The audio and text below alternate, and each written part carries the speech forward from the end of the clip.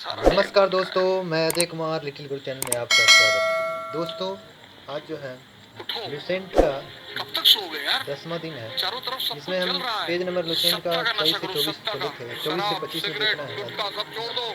जिसमें हम इसलिए नहीं सैयद कि ये वंश से नुकसान शुरू करते पहुंचाते हैं। हैं, सैयद वंश इसलिए जो क्योंकि ये है, घटिया जिसके नशे हैं। संस्थापक खिज्र खां थे, जिसने अपने रैयत ए आला की उपाधि धारण किया था। खिज्र खां जो है तैमूर लंग का सेनापति था। भारत से लौटते समय तैमूर लंग ने खिज्र खां को मुल्तान, लाहौर और दीपालपुर का शासक नियुक्त किया। खिज्र खान नियमित रूप से तैमूर के पुत्र शाहरुख को कर भेजा करता था।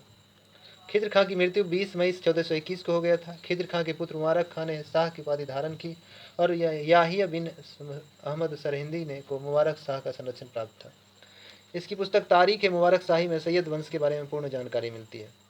यमुना नदी के किनारे मुबारकबाद शहर की स्थापना मुबारक शाह के द्वारा किया गया था। सैयद वंश का अंतिम शासक अलाउद्दीन आलम शाह था, लगभग 37 वर्षों तक शासन किया था।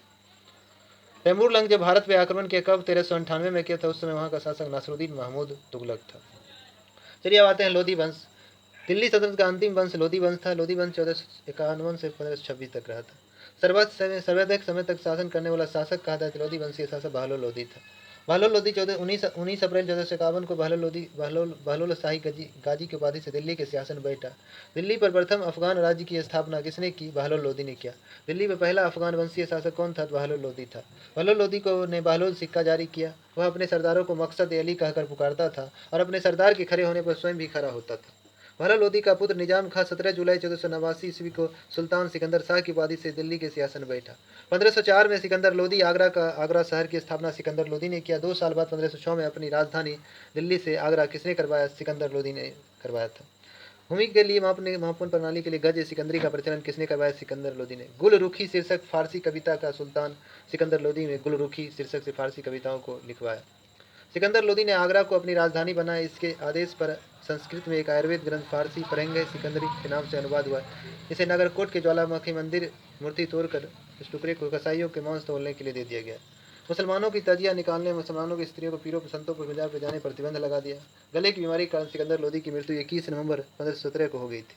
इसी दिन इसका पुत्र इब्राहिम शाह की उपाधि से आगरा की सिंहासन बैठा। संभवतः दिल्ली के सुल्तान में सिकंदर लोधी प्रथम सुल्तान था जिसने हिंदुओं के त्यौहार मुख्तयाल होली में भाग लिया था। मतलब दिल्ली से वह शासक जो हिंदुओं के त्यौहार में होली में भाग लिया था, कौन? सिकंदर लोधी था। दिल्ली की मोठ मस्जिद सिकंदर लोधी के प्रधानमंत्री वजीर मियाँ भोइया ने 1505 में बनवाया था।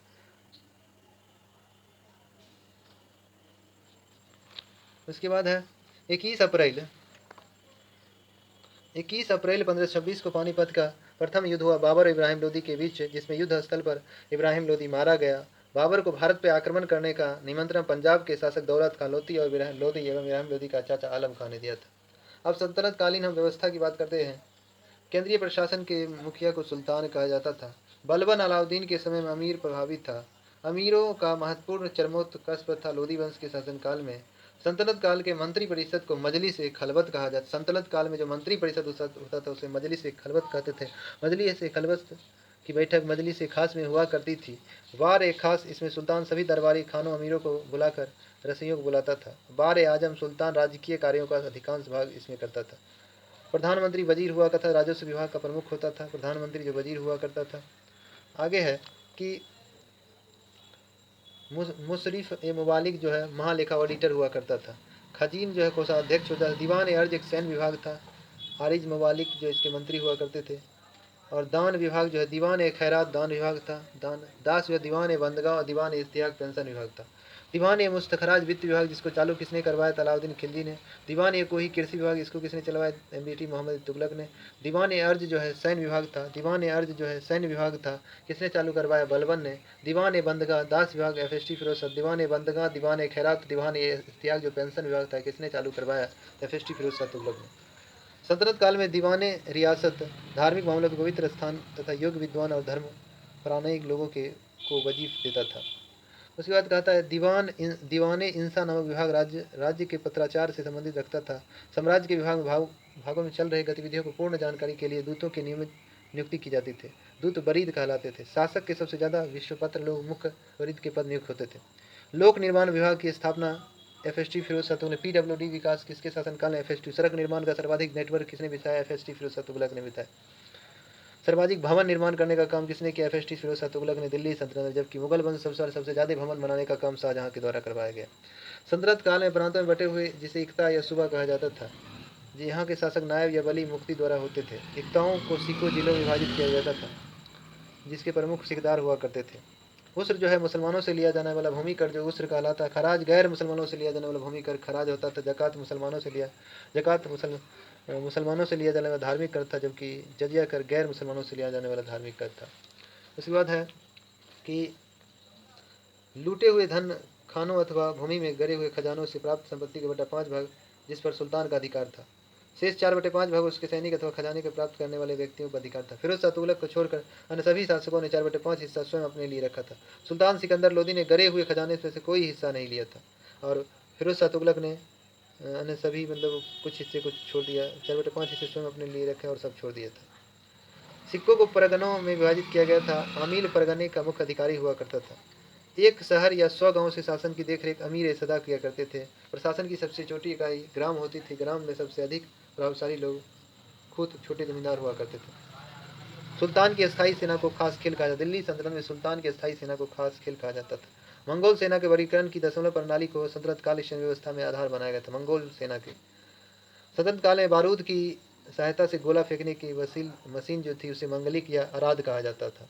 अलाउद्दीन खिलजी ने एकता प्रथा को प्रारंभ इल्तुतमिश ने किया, समाप्त किया। अलाउद्दीन खिलजी ने दोबारा पुनः प्रारंभ किया FST फिरोज शाह तुगलक ने। सल्तनत काल में अच्छी नस्ल के घोड़े तुर्की, अरब और रूस से मंगाए जाते थे, जबकि हाथी बंगाल से मंगाया जाता था। सल्तनत काल में कानूनी शरीयत कुरान हदीस पर आधारित था। मुस्लिम कानून के 4 प्रमुख स्रोत थे, कुरान, हदीस, इजमा और कयास। कुरान, हदीस, इजमा और कयास था। सुल्तान सप्ताह में 2 बार दरबार में न्याय करने के लिए उपस्थित होता था। सल्तनत काल में लगान निर्धारण करने की मिश्रित प्रणाली को मुक्ताई कहा जाता था। भूमि के नाप जोख करने वाले बाद क्षेत्रफल के आधार पर लगाने के निर्धारण मसाहत कहलाता था। इसकी शुरुआत अलाउद्दीन खिलजी ने किया था। पूर्णतः केंद्र के नियंत्रण रहने भूमि को खालसा भूमि कहते थे। अलाउद्दीन ने दान दी गई अधिकांश भूमि को छीन कर खालसा में बदल दिया था।